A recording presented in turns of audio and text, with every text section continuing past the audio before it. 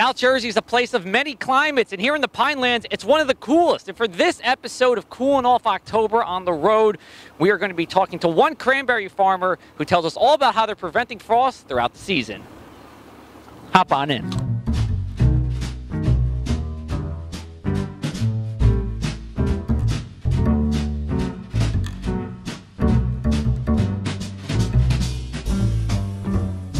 We are out here in the middle of the field, and joining with me is Bill Haines. Bill is the owner and CEO of Pine Island Cranberry. Thanks for being here today. We appreciate it. Oh, we're glad you're here.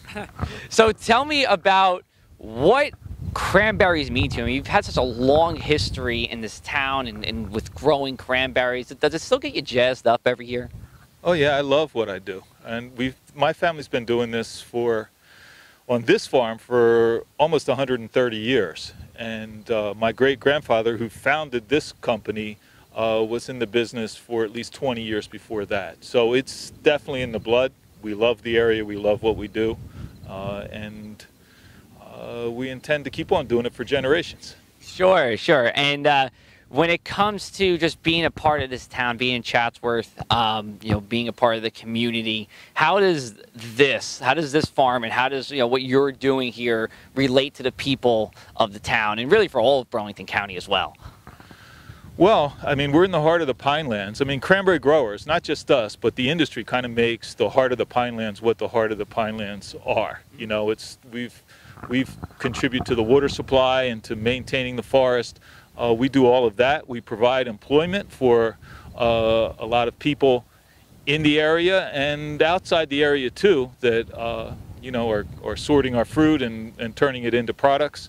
I was on the school board here in Washington Township. I was mayor of Washington Township for a while. There we go. I was waiting for that to come out. Yeah, it's a small town, and it's a great little community, and we're a key part of it. And being in New Jersey, there's other states that are growing cranberries, and New Jersey is the third largest cranberry growing state in the country. What is so unique, or what is the best part about growing in New Jersey as opposed to some other states? Well, the nice thing is we're in the most rural, the most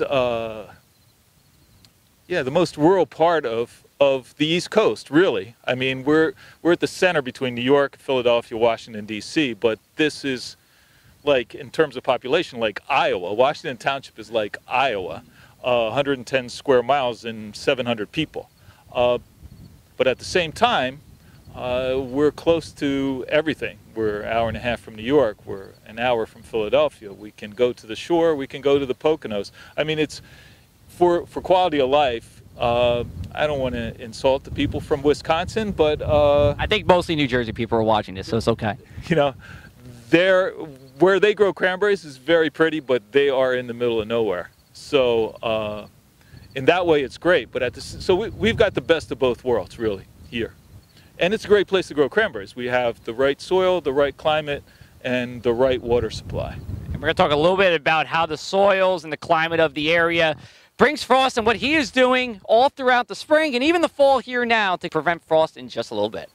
All right, so Bill, right now we are by your temperature sensors, and these are extremely important because for those of you who don't know, when we're talking about the temperature for the day, when I'm talking about the high and low forecast, we're talking about temperatures about 6.5 feet high, but there can be big differences between what's happening 6 feet up and what's happening at the surface. So Bill, tell us why there is that temperature difference between 6 feet up and at the surface and why you have to monitor ground level so much. Well, because the way cranberries grow, they grow in generally low areas. They grow close to the ground. They only grow 6 to 8 inches above the ground. So on a cold, clear night with low humidity and no cloud cover and no wind, the cold air is actually heavier and settles to the ground. So at vine level, where the fruit is growing, it can be 10 degrees, easily 10 degrees colder than it is at a normal weather station.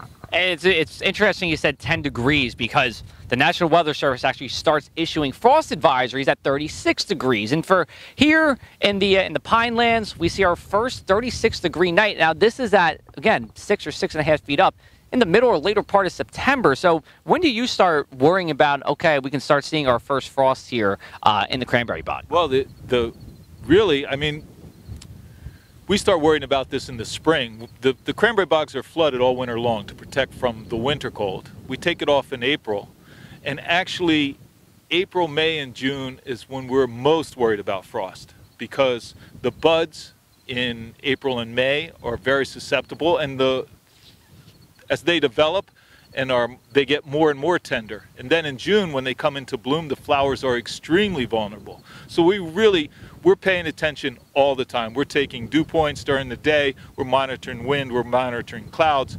We worry about it all the time. Then when the fall comes, we worry about it. We think about it. We're monitoring the temperature all the time. But the cranberries are actually much more forgiving than the bloom. Like right now, we wouldn't even think about starting the pumps to protect for the frost until probably 28, because the riper a cranberry gets, the more frost it'll stand. Got it. So if I was to pick out a couple of these cranberries, you're saying that these are pretty hardy for this time of year. Oh yeah, absolutely. Right, and now just let's tell everybody what we have going on here. What is this system, and what is it measuring, and how are you tracking this, or how are your workers tracking this throughout the fall season when there are nights where frost is possible? Well, we have a sensor that's right at vine level where the fruit and the buds are, and that's sending the temperature constantly to my guys who can access it on their iPads or on their cell phones, whatever is handier for them. There's also, if they're not looking at it, there's an alarm that goes off and tells them. We set it at a different temperature depending on the time of the year. They're set, I think, for 34 now. So when it goes off 34, they know they have to be alert and start paying attention. Okay, and what's happening during this time? Like okay, we see it starting to go down below 34 and it's 33, 32. What's the next step for them? Well, if they think there's going to be a frost, and I mean we're alert to that during the day. All the pumps are tested. They're started to make sure that they're ready to go, because we don't want to try and start it and then there's a dead battery or one thing or another. So that's that. They also during the day will check the water levels, because we're pumping out of ponds, and the ponds have to be high enough. So they're checking. The main part of the work happens during the day to make sure everything is ready, and then they're monitoring. And when alarm goes off, we'll alert the team. They'll get in their trucks and they'll be out there ready to go. And then when it gets to the temperature that we picked to start, right now probably 28, they'll start the pumps. And they can do that remotely from their phones. So let's say you turn the sprinklers on and now we have some water on the cranberries. We just got them wet before. What is happening that is allowing the cranberries to stay protected on those cold nights where it's in the 20s? Well, when it gets down to the temperature we think that damage will occur, we'll start the pumps up, the irrigation systems. The sprinklers will start running and they'll start spreading water across the fruit. When the water is there and the air temperature is below freezing, the water will start to freeze on the fruit and on the vines, for that matter. And it'll form a coating of ice, which will get thicker and thicker around the fruit. And as long as the ice is forming, the temperature of the berry will stay just above freezing. The process of the ice forming creates just enough heat around the fruit to protect it. Now we have to run that system constantly as long as the ice is there and the temperature is below freezing, or the temperature, if it shuts off, then it will start to do damage to the fruit. And here's what's happening as far as the weather goes, or the meteorological process behind it. So when there is water on the cranberry and it starts to freeze, that change, as it goes from a liquid to a solid, there's actually heat being released in that process. And what's happening is it's being released in all different directions, and of course the cranberry be inside the the coating of ice.